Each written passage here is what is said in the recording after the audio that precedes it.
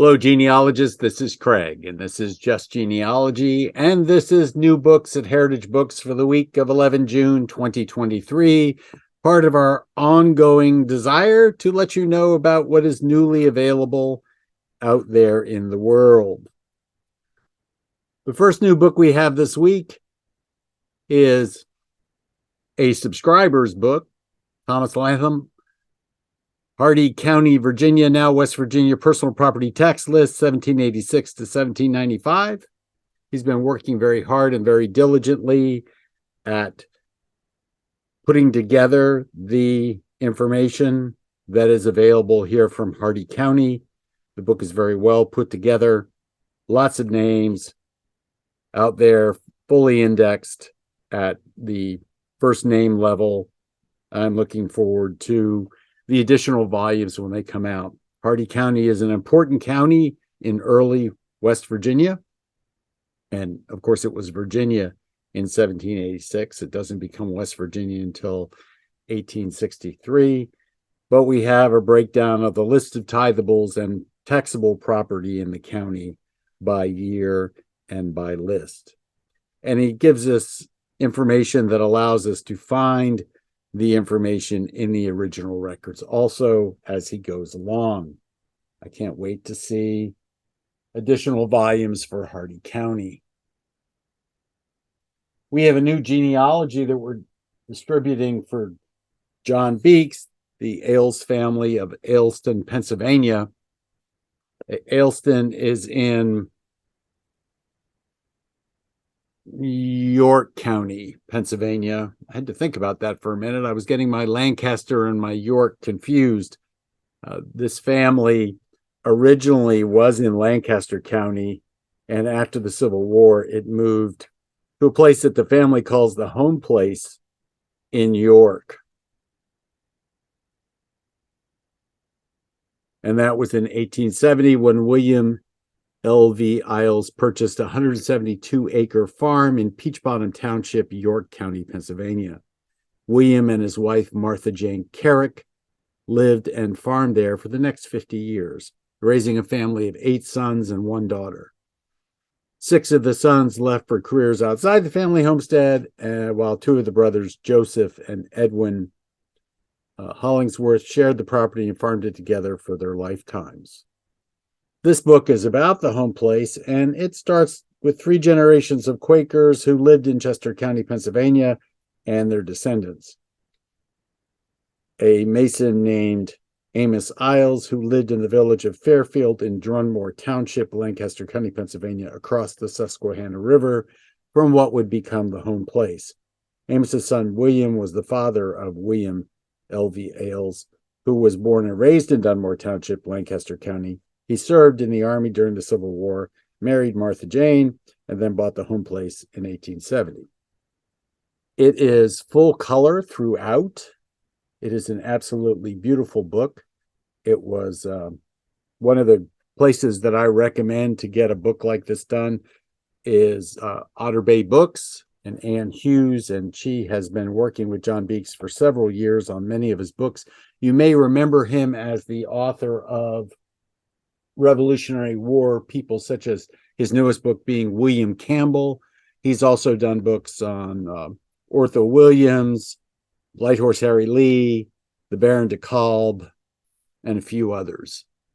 And he's constantly working on Revolutionary War people, but he decided to take some time to work on his own family history, and this is the result of that work. It is an absolutely beautiful work. Now, we have a couple of books out there called Black Regulars in the War of 1812 and Black Regulars and Militiamen in the War of 1812.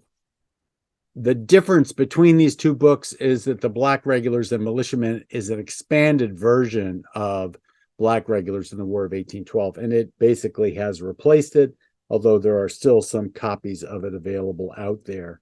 Black American soldiers are a rarity between the Revolutionary War and the Civil War. There are many of them in the Revolutionary War. There are many of them in the Civil War. And basically that's because Congress passed the Militia Act of 1792, and it required every free, able-bodied white male citizen to join his state militia. It sort of was implied that this did not include non-whites.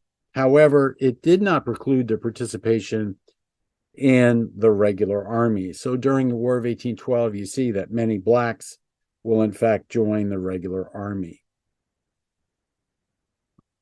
So this book of Black Regulars and Militiamen, which expands on this first book, discusses 455 black men who enlisted the U.S. Army during the War of 1812 and 662 blacks who served as militiamen as members of the state militia during this time period. And again, this book, Black Regulars and Militiamen, replaces Black Regulars of the War of 1812. Black Regulars in the War of 1812 was originally done in 2015, and then Black Regulars and Militiamen was done in 2017.